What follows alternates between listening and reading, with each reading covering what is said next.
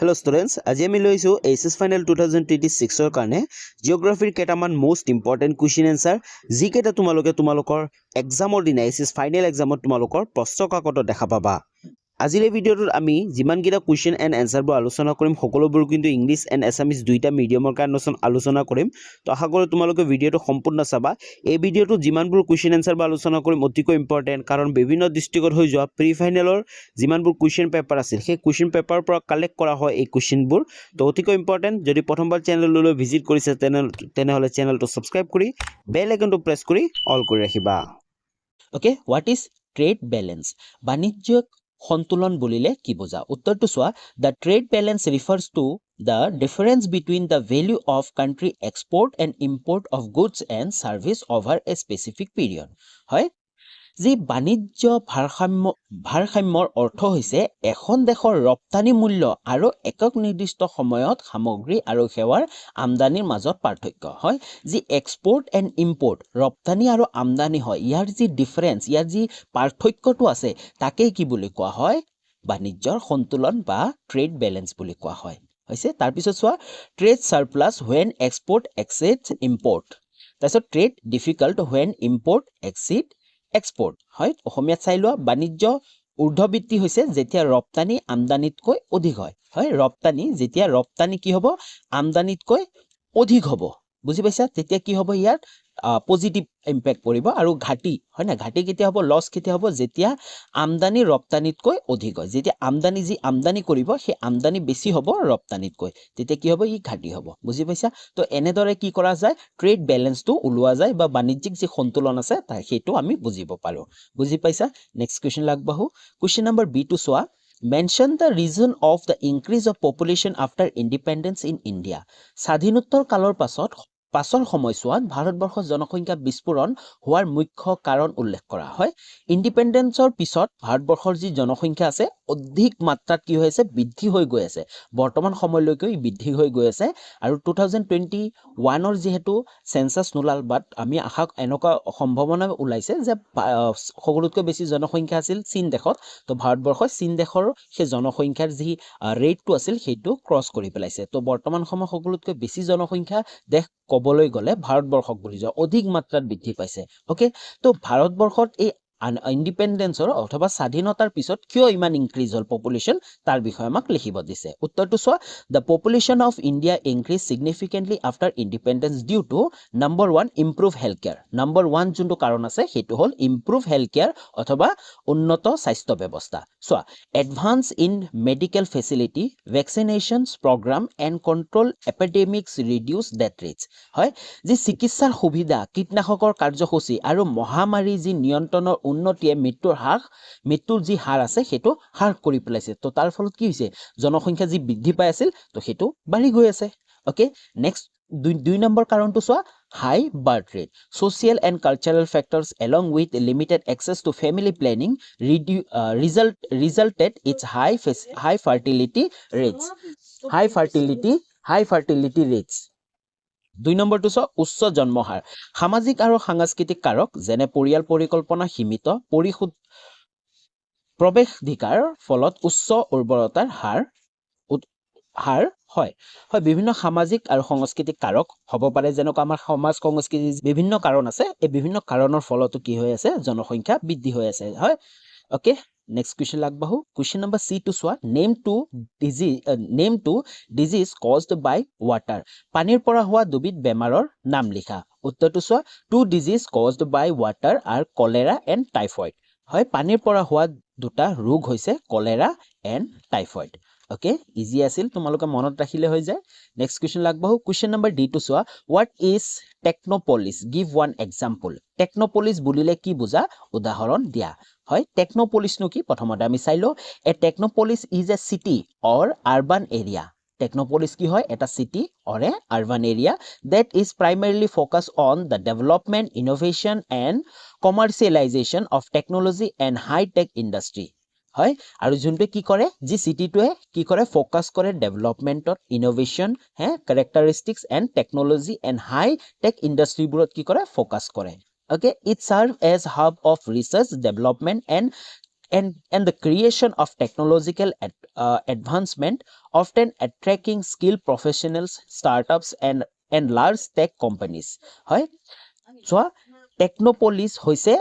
এক চহৰ বা নগৰীয়া এলেকা যি মুখ্যত প্ৰযুক্তি আৰু উচ্চ প্ৰযুক্তি উদ্যোগৰ বিকাশ, উদ্ভাৱন আৰু বাণিজ্যিকৰণৰ ওপৰত গুৰুত্ব দিয়ে। হয় ই গৱেষণা, ইয়াত কি থাকে চোৱা, ই গৱেষণা, বিকাশ আৰু প্ৰযুক্তিৰ উন্নতিৰ সৃষ্টি কেন্দ্ৰ হিচাপে কাম কৰে। হয় আৰু এই ঠাইৰ পৰাই কি হয়, বেছিভাগ গৱেষণা, বেছিভাগ বিকাশ, বিভিন্ন ধৰণৰ ইনোভেশ্যন, হয়নে, আৱিষ্কাৰ কি হয়, প্ৰযুক্তি উন্নতি সৃষ্টি কৰে, কেন্দ্ৰ হিচাপে কাম কৰে। প্ৰায় দক্ষ পেছাদাৰী ষ্টাৰ্টআপ আৰু বৃহৎ প্ৰযুক্তিৰ কোম্পানীৰ আকৰ্ষিত কৰে। আৰু এই ঠাইটোৱে বেছিভাগ কি কৰে, যিমানবোৰ দক্ষ ব্যক্তি আছে বা ষ্টাৰ্টআপবোৰ আছে বা বৃহৎ উন্নত কোম্পানীবোৰ আছে, সেই কোম্পানীবোৰ কি হয়, আকৰ্ষিত হয়। অ'কে, চোৱা example silicon valley in California USA। যদি আমি এটা উদাহৰণ দিবলৈ যাওঁ, টেকনোপলিছ চিটিৰ এটা উদাহৰণ দিবলৈ যাওঁ, তেনেহ'লে উত্তৰটো কি হ'ব, silicon valley in California USA। হয় উদাহৰণ আমেৰিকা যুক্তৰাষ্ট্ৰৰ কেলিফৰ্ণিয়াৰ চিলিকন ভেলী। তেনেদৰে আমাৰ ভাৰতবৰ্ষৰো আছে এখন চহৰক, যোনটো চহৰক ভাৰতৰ চিলিকন ভেলী বুলি কোৱা হয়। যদি তোমালোকে জানা, অলৰেডি কুৱেশ্যন এটাত আলোচনাও কৰিছিলোঁ, যদি তোমালোকে জানা তেনেহ'লে কমেণ্ট কৰি জনাবা। যাৰ সঠিক কমেণ্ট হয় তাক মই শ্বাউট আউট দিম। অ'কে, তো ভাৰতবৰ্ষৰ কোনখন চহৰক চিলিকন ভেলী বুলি কোৱা হয়, তো তোমালোকে কমেণ্ট কৰি জনাবা। বুজি পালা? নেক্সট কুৱেশ্যন চোৱা, নম্বৰ কুৱেশ্যনটো, why sugar industry is called a seasonal industry. চেনী উদ্যোগক কিয় ঋতুভিত্তিক উদ্যোগ বোলা হয়? হয় উত্তৰটো চোৱা, the sugar industry is called a seasonal industry because sugarcane. হয় কিহৰ কাৰণে ছিজনেল ইণ্ডাষ্ট্ৰি কোৱা হয়? চুগাৰ কেনৰ কাৰণে। দ্য প্ৰাইমাৰী ৰ মেটেৰিয়েল, আৰু এই চুগাৰ কেনটোৱে হৈছে কি, চুগাৰ ইণ্ডাষ্ট্ৰি প্ৰাইমাৰী ৰ materials. It harvest once A year during A specific season. আৰু কি ই হাৰ্ভেষ্ট কৰা হয় কেতিয়া? বছৰৰ এটা টাইমতে কৰা হয়, স্পেচিফিক এটা ছিজনত কৰা হয়। The crushing mills operates only during the harvesting period, which typically lasts for a few months, making the production of sugar dependent on the seasonal availability of sugarcane. Therefore, the industry express fluctuations and activity based on harvest cycle. তো যেহেতু এই ছিজনৰ ওপৰতে sugar কেনবোৰ উৎপাদন কৰা হয়, হয়নে, harvest কৰা হয়, তো তাৰ কাৰণে কি কৰে, এই ইণ্ডাষ্ট্ৰিবোৰেও সেই স্পেচিফিক ছিজনটো টাইমতে কি হয়, ষ্টাৰ্ট হয়, হয়নে, তো তাৰ কাৰণে ইয়াক কি বুলি কোৱা হয় বেছিভাগ, যে ই এটা is called a seasonal industry. অসমীয়াত চাই লোৱা, চেনী উদ্যোগ ঋতুগত উদ্যোগ বুলি কোৱা হয় কিয়নো কুঁহিয়াৰ প্ৰাথমিক কেঁচা সামগ্ৰী এক নিৰ্দিষ্ট ঋতুৰ বছৰৰ এবাৰহে চপোৱা হয়। ক্ৰেচিং মিলবোৰ কেৱল শস্য চপোৱাৰ সময়তহে কাম কৰে। হয় যি ক্ৰেচিং মিলবোৰ আছে, য'ত মানে ক্ৰেছ কৰা হয়, হয়নে, চুগাৰ কেনৰ পৰা ৰসটো ওলোৱা হয়। বুজি পাইছা তোমালোকে? তো ক্ৰেচিং মিলবোৰ কেৱল শস্য চপোৱা সময়তহে কাম কৰে, যি সাধাৰণতে কেইমাহমান থাকে, যাৰ ফলত চেনী উৎপাদন কুঁহিয়াৰৰ ঋতুগত উপলব্ধতাৰ ওপৰত নিৰ্ভৰশীল হয়। সেয়েহে উদ্যোগটোৱে শস্য চক্ৰৰ ওপৰত অধিক আধাৰিত কৰি কাৰ্যকলাপৰ তাৰতম্য অনুভৱ কৰে। তো তাৰ কাৰণে আমি কি ক'ব পাৰিম, যি এই চুগাৰ ইণ্ডাষ্ট্ৰি আছে, চেনী উদ্যোগটো আছে, এইটো কি হয়, it is called as seasonal industry. হয় ঋতুগত উদ্যোগ বুলিও কোৱা হয়। আৰু এটা কি কোৱা হয়, এই যি চুগাৰ ইণ্ডাষ্ট্ৰি বা চেনী উদ্যোগ আছে, ইয়াক কৃষিভিত্তিক উদ্যোগ বুলিও কোৱা হয়, কাৰণ এই গোটেই ইণ্ডাষ্ট্ৰিটো ডিপেণ্ড কৰে কিহৰ ওপৰত, কিহৰ ওপৰত, চুগাৰ কেনৰ ওপৰত, হয়নে, আৰু চুগাৰ কেনটো এটা কি হয়, এটা এগ্ৰিকালচাৰ হয়। তো এইটোক আমাক কি বুলি কোৱা হ'ব, এগ্ৰিকালচাৰেল ইণ্ডাষ্ট্ৰি বুলিও কোৱা হয় কিন্তু। অ'কে, মনত ৰাখিবা তোমালোকে, 1 নম্বৰ আহিও যাব পাৰে, অলৰেডি আহিছিল আগৰ বছৰত। নেক্সট কুৱেশ্যন আগবাঢ়ো, কুৱেশ্যন নম্বৰ F2 চোৱা, write the characteristics of footloose industry. হয় চলন্ত শিল্প উদ্যোগৰ বৈশিষ্ট্য লিখা। উত্তৰটো চোৱা, footloose industry are characterised by following features. Number 1 টো চোৱা কি হয়, ইণ্ডিপেণ্ডেঞ্চ ফ্ৰম ৰ মেটেৰিয়েলছ। আৰু এই যি ইণ্ডাষ্ট্ৰিবোৰ আছে, এই ইণ্ডাষ্ট্ৰিবোৰ ইণ্ডিপেণ্ডেণ্ট হয় কিহৰ পৰা, ৰ মেটেৰিয়েলছৰ পৰা। These industries are not tied to specific location based on the availability of raw materials that can be set up anywhere as raw material cost or availability is not a primary concern. হয় যি কেঁচা সামগ্ৰীৰ পৰা স্বাধীনতা, কেনেদৰে চোৱা, এই উদ্যোগবোৰ কেঁচা মালৰ উপলব্ধতাৰ ওপৰত আধাৰিত কৰি নিৰ্দিষ্ট স্থানৰ সৈতে বান্ধ খাই নাথাকে। হয় নিৰ্দিষ্ট এটা স্থানত কি বান্ধ খাই নাথাকে, সেইবোৰ যিকোনো ঠাইতে স্থাপন কৰিব পাৰি, কিয়নো কেঁচা মালৰ ব্যয় বা উপলব্ধতা প্ৰাথমিক চিন্তা নহয়। নেক্সটটো চোৱা, Number 2 হ'ল mobility. So mobility. Footloose industry can relocate easily due to their light raw materials, minimal transportation cost and small physical space requirements. They are often influenced by factors such as labor availability, government's policies or access to market rather than geographical location. 2 নম্বৰটো কি কৈছে গতিশীল ফুটলুজ যি উদ্যোগবোৰ আছে তেওঁলোকৰ পাতল কেঁচা সামগ্ৰী নিম্নতম পৰিবহন ব্যয় আৰু সৰু ভৌতিক স্থানৰ প্ৰয়োজনীয়তাৰ বাবে সহজে স্থানান্তৰ কৰিব পাৰি তেওঁলোকে প্ৰায় ভৌগোলিক অৱস্থানৰ সলনি শ্ৰমিকৰ উপলব্ধতা চৰকাৰী নীতি বা বজাৰৰ প্ৰৱেশাধিকাৰৰ দৰে কাৰকৰ দ্বাৰা প্ৰভাৱিত হয় ওকে নেক্সট কুৱেশ্যন লাগবাহু কুৱেশ্যন নম্বৰ G2 চোৱা for what reason market gardening is practiced in the nearby area of town হয় উদ্যান কৃষিৰ অনুশীলন কিয় চহৰ অঞ্চলৰ ওচৰে পাজৰে দেখা যায় উদ্যান কৃষি যিবোৰ এগ্ৰিকালচাৰাল মাৰ্কেট গাৰ্ডেনিং আছে সেইবোৰ কিয় চহৰ অঞ্চলৰ ওচৰে পাজৰে দেখা যায় উত্তৰটো চোৱা মাৰ্কেট গাৰ্ডেনিং ইজ প্ৰেক্টিছ নিয়াৰ টাউন ফৰ সেভাৰেল ৰিজন বহুত কেইটা ৰিজনৰ কাৰণে হয় নম্বৰ 1 টো চোৱা proximity to urban market it allow quick access to urban area where fresh products is high demand reducing transportation cost and spoilage হয় প্ৰথম কাৰণটো হল কি নগৰীয়া বজাৰৰ ওচৰত হোৱাৰ ই নগৰ অঞ্চললৈ দ্ৰুত প্ৰৱেশ অনুমতি দিয়ে হয় অতি সোনকালে কি হ'ব পাৰে নগৰ অঞ্চললৈ যাব পাৰে যাতে যিবোৰ সামগ্ৰী আছে সেই সামগ্ৰীবোৰ বেয়া হৈ নাযায় হয় না য'ত সতেজ উৎপাদিত উচ্চ চাহিদা থাকে যাতায়াতৰ হ্ৰাস কৰে আৰু নষ্ট নহয় আৰু উচ্চ থাকিলে কি হ'ব যি যাতায়াতৰ খৰচ আছে সেই খৰচটো কি হ'ব কমি যাব 2 নম্বৰটো চোৱা land ability town outstrike often have a small plot of land available for intensive small scale farming making it suitable for growing high value crop in a limited space হয় 2 নম্বৰ কাৰণটো চোৱা ভূমিৰ উপলব্ধতা চহৰৰ উৎকণ্ঠত প্ৰায় গভীৰ ক্ষুদ্ৰ পৰিমাণৰ কৃষিৰ বাবে সৰু মাটি উপলব্ধ থাকে যাৰ ফলত ই সীমিত স্থানৰ উচ্চ মূল্যৰ শস্য খেতি কৰাৰ বাবে উপযুক্ত হয় ওকে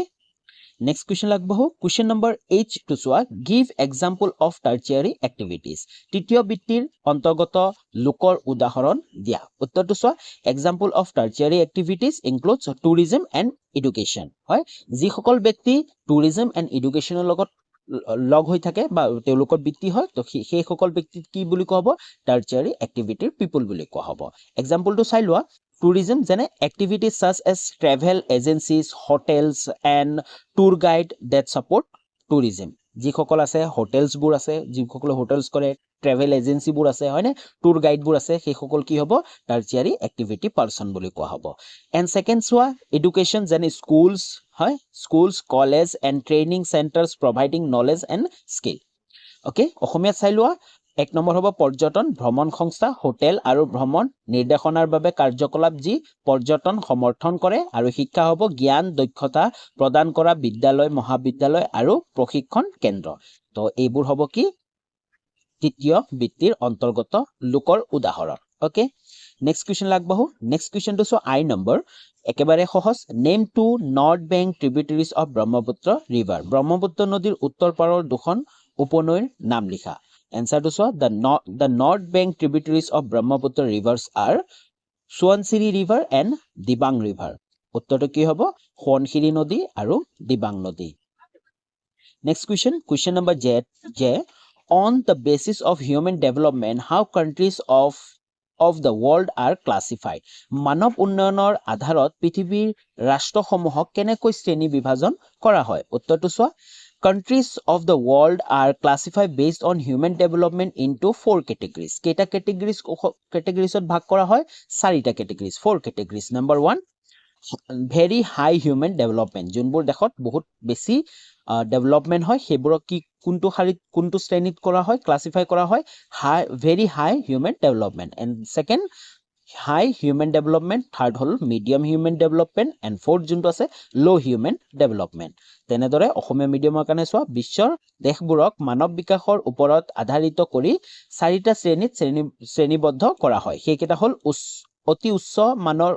উন্নয়ন 2 নম্বৰটো হ'ল উচ্চ মানৰ উন্নয়ন 3 নম্বৰটো মধ্যমানৰ উন্নয়ন আৰু নিম্নমানৰ উন্নয়ন ওকে বুজি পালা এ নম্বৰ কোৱেশ্চনটো চোৱা হোৱাট ইজ দা পসিবিলিজম সাম্যবাদ বুলিলে কি বুজা উত্তৰটো চোৱা possibilism is geographical theory that suggest the environment sets certain constants but human actions and decisions shapes culture and societal development it emphasizes human adaptability and innovation in overcoming environment limitations মানে হল পসিবিলিজম বা সাম্যবাদ হৈছে এক ভৌগোলিক তত্ত্ব যিয়ে পৰিবেশৰ কিছু সীমাবদ্ধতা নিৰ্ধাৰণ কৰে কিন্তু মানুহৰ কাৰ্য আৰু সিদ্ধান্তই সাংস্কৃতিক আৰু সামাজিক বিকাশত আকাৰ দিয়ে ই পৰিবেশৰ সীমাবদ্ধতা অতিক্ৰম কৰাৰ ক্ষেত্ৰত মানৱ অভিযোজন যোগ্যতা আৰু উদ্ভাৱনৰ ওচৰত গুৰুত্ব আৰোপ কৰে হয় পসিবিলিজম ইয়াৰ আগত আছিল ডিটাৰমিনিজম মানে আছিল যে যি প্ৰাকৃতিক পৰিবেশ আছে সেই প্ৰাকৃতিক পৰিবেশে আমাৰ যি জীৱ জগতখন আছে বা মানুহবোৰ আছে কি কৰি আছে নিয়ন্ত্ৰণ কৰি আছে কন্ট্ৰোল কৰি আছে কিন্তু পসিবিলিজমে কি কয় যে এই পৰিবেশটো আছে পৰিবেশে কন্ট্ৰোল কৰি আছে কিন্তু তাৰ উপৰিও যে মানুহে নিজৰ ইচ্ছা অনুযায়ী নিজৰ যি ইম্পৰ্টেন্ট হয় যি দৰকাৰ হয় তাৰ সলনি কি কৰি আছে এই প্ৰাকৃতিক পৰিবেশক কিন্তু কন্ট্ৰোল কৰি আছে অলপ হলেও okay Next question লাগবাহু question number B to চোৱা write to characteristics of commercial livestock rearing বাণিজ্যিক পশুপালনৰ দুটা বৈশিষ্ট্য লিখা কোৱেশ্চনটো অকমান প্ৰশ্নকাকতখন অলপ কোৱালিটিটো বেয়া হৈছে তোমালোকে ভালকে চাই লবা বাণিজ্যিক পশুপালনৰ দুটা বৈশিষ্ট্য লিখা ইয়াৰ দুটা বৈশিষ্ট্য হ'ব এক নম্বৰটো লাৰ্জ স্কেল প্ৰডাকশন হয় যিমানবোৰ বাণিজ্যিক ভাৱে যিবোৰ লাইভষ্টক পশুপালন কৰা হয় সেইবোৰ কি হয় লাৰ্জ স্কেল প্ৰডাকশন হয়নে commercial livestock rearing practice on a large scale with modern technology high yield breeds and advance management techniques to maximise production আৰু কি কৰা হয় যিমানবোৰ এডভান্স টেকনলজিবোৰ আছে হয়নে বিভিন্ন খা সঁজুলিবোৰ আছে সেইবোৰ ব্যৱহাৰ কৰা হয় 2 নম্বৰটো চোৱা মাৰ্কেট ওৰিয়েন্টেড আৰু এই লাইভষ্টক ফাৰ্মিংবোৰ কি হয় commercial livestock rearing bur hoy ki market oriented the primary goal is to produce meat milk wool or other animal products for sale in national or international market rather than for subsistence hoy aru ki kora hoy ei ji উৎপাদন কৰে meat হ'ব পাৰে milk হ'ব পাৰে উল হ'ব পাৰে এই সকলোবোৰ কি তেওঁলোকে মাৰ্কেট হিচাপে যেনে নেশনালি বা ইন্টাৰনেশনালি বিক্ৰী কৰিবৰ কাৰণে তেওঁলোকে এই লাইভষ্টক ফাৰ্মিংটো কৰে অসমীয়া চাই লোৱা এক নম্বৰ হল বৃহৎ পৰিমাণৰ উৎপাদন বাণিজ্যিক পশুপালন আধুনিক প্ৰযুক্তি উচ্চ উৎপাদনৰ প্ৰজাতি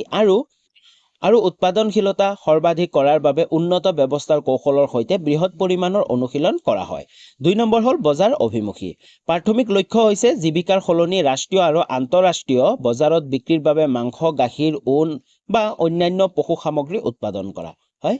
বুজি পাইছা তোমালোকে নেক্সট কোৱেশ্চন লাগবাহু কোৱেশ্চন নম্বৰ সি টু চোৱা name two forest base industry অৰণ্য ভিত্তিক দুটা উদ্যোগৰ নাম লিখা উত্তৰটো চোৱা the forest base industry are number 1 paper industry use wood pulp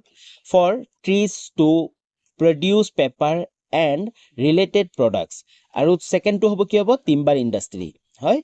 involves the cutting processing and selling of wood for construction furniture and other uses দুটা বন আধাৰিত উদ্যোগ হৈছে দুটা মানে অৰণ্য ভিত্তিক উদ্যোগ হ'ব প্ৰথমটো হ'ব কি কাগজ উদ্যোগ আৰু কাঠ উদ্যোগ কাগজ উদ্যোগ চোৱা কাগজ আৰু সম্পৰ্কিত সামগ্ৰী প্ৰস্তুত কৰিবলৈ গছৰ পৰা কাঠৰ মণ্ড ব্যৱহাৰ কৰা হয় আৰু কাঠ উদ্যোগৰ কাৰণে নিৰ্মাণ আচবাব আৰু অন্যান্য ব্যৱহাৰৰ বাবে কাঠ কটা প্ৰক্ৰিয়াকৰণ আৰু বিক্ৰী অন্তৰ্ভুক্ত থাকে Okay, next question লাগবাহু question number D to চোৱা write to characteristics of traditional subsistence agriculture পৰম্পৰাগত পোষক কৃষিৰ দুটা লক্ষণ লিখা ইয়াৰ উত্তৰটো হ'ব চোৱা number 1 low input output হয় minimal use of external input mainly for personal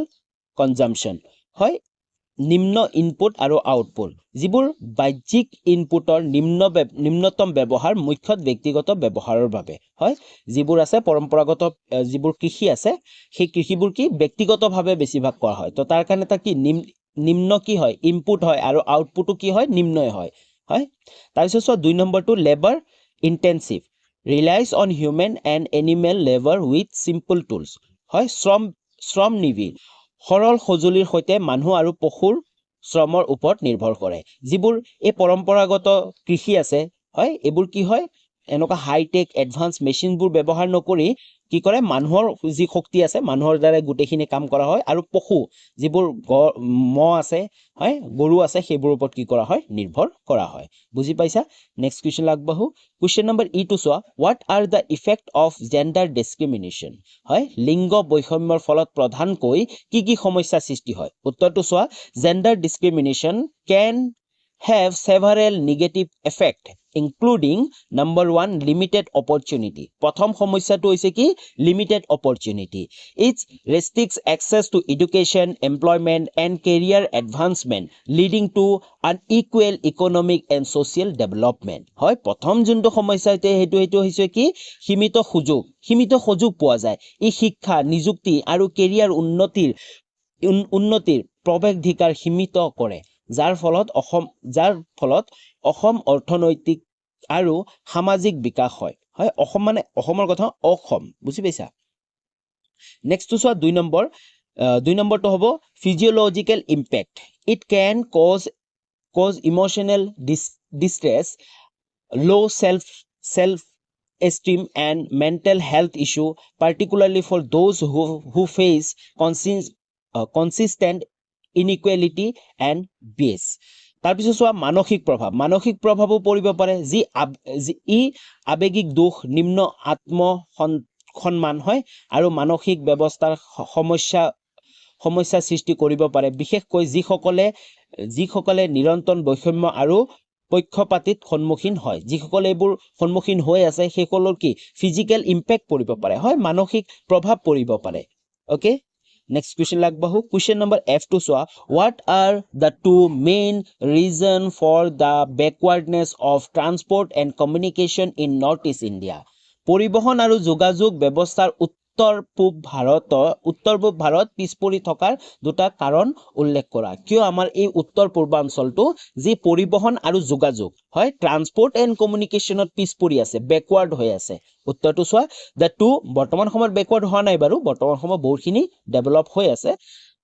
The two main reasons for the backwardness of transport and communication in Northeast India are number 1 hall geographical challenge প্ৰথম সমস্যাটো হল আমাৰ geographical challenge হয় ভৌগোলিক প্ৰত্যাহ্বান সোয়া কি হয় the reason is characterized by difficult terrain such as hilly and mountain area which make the construction of road railway and communication network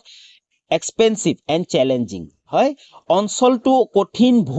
ভূখণ্ডৰ দ্বাৰা চিহ্নিত হয় যেনে পাহাৰবোৰ আছে পৰ্বতবোৰ আছে যিবোৰ আমাৰ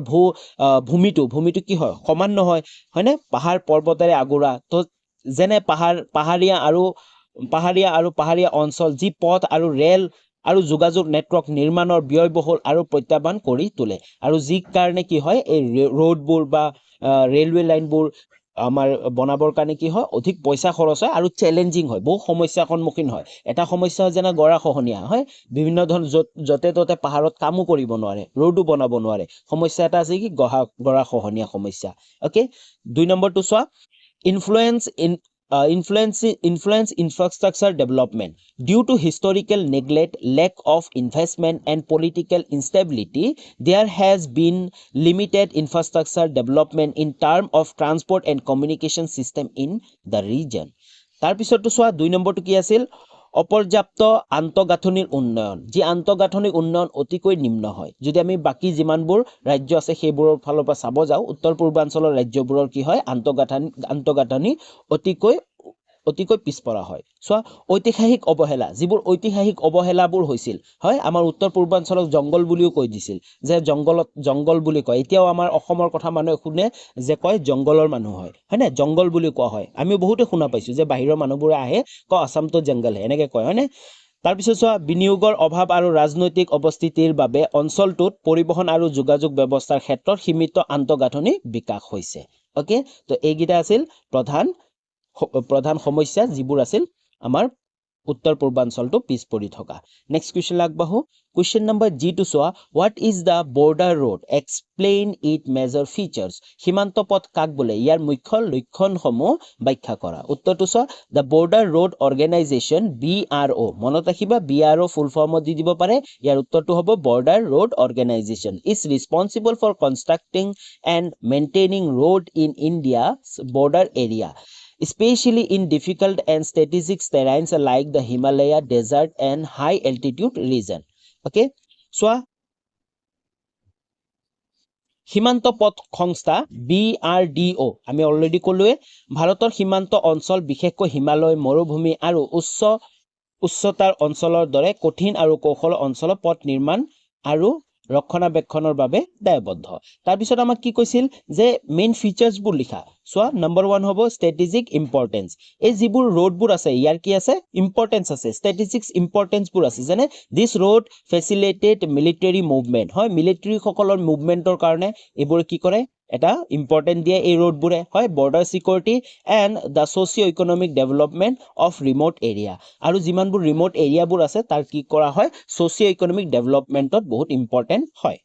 ওকে সো কৌশলগত গুৰুত্ব এই পথবোৰ সামৰিক চলাচল সীমান্ত সুৰক্ষা আৰু দূৰৱৰ্তী অঞ্চলৰ আৰ্থ-সামাজিক বিকাশৰ সহায় কৰে 2 নম্বৰটো চোৱা সংযোগ আৰু উন্নয়ন সীমান্ত পথসমূহে দূৰৱৰ্তী সীমান্ত অঞ্চল আৰু দেশৰ বাকি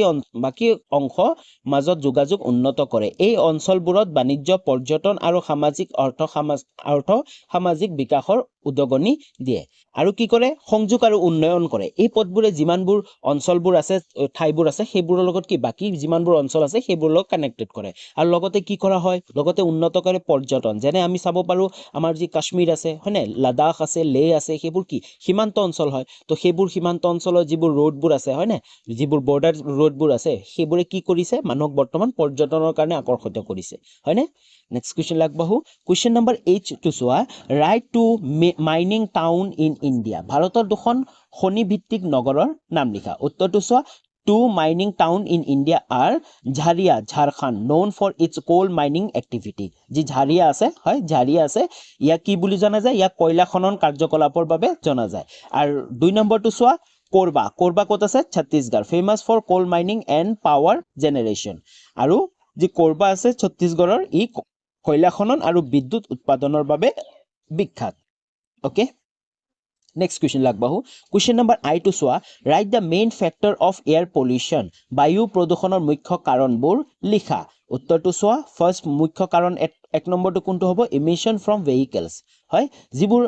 গাড়ীবোৰ আছে ট্ৰাকছবোৰ আছে তাৰ পৰা যিবোৰ ধোঁৱাবোৰ ওলাই ন তাৰ পৰা কি ওলাই লাইক নাইট্ৰজেন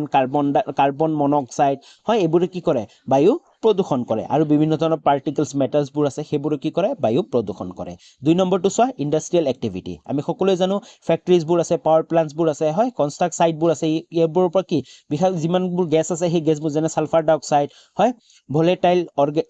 অৰ্গেনিক কম্পাউণ্ডছ হয় এণ্ড পাৰ্টিকুলাৰ মেটেল হয় কন্ট্ৰিবিউট টু এয়াৰ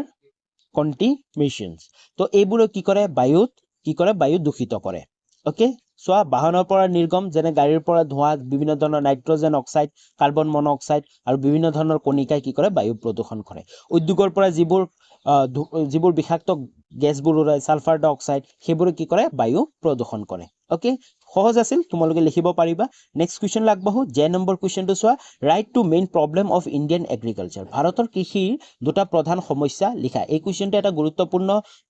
কোৱেশ্চন কাৰণ অলৰেডি আগৰ বছৰ বহুবাৰ আহিছিল আৰু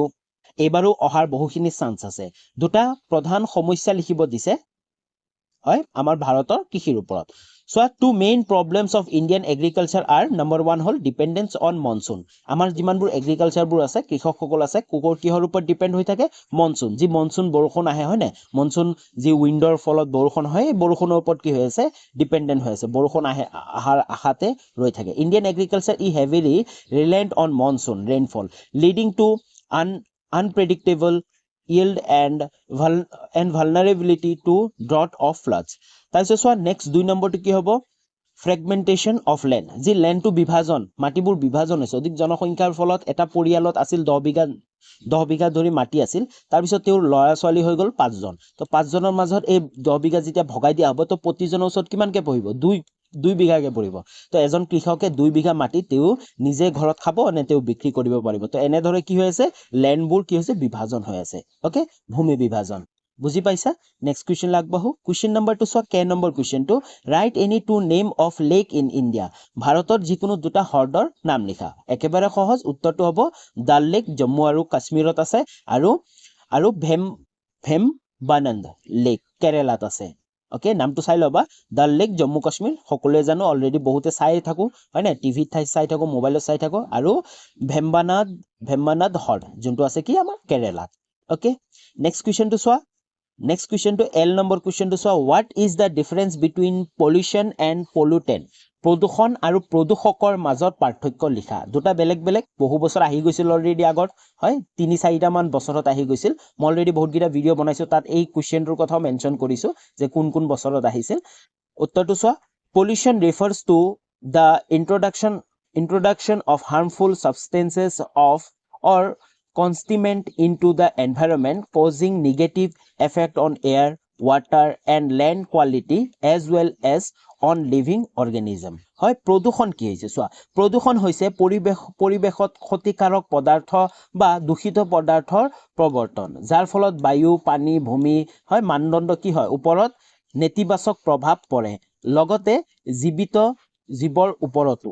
okay তাৰপিছত pollutant মানে কি pollutant are specific harmful substances or agents that cause pollution হয় they can be chemical waste product or other physical factors that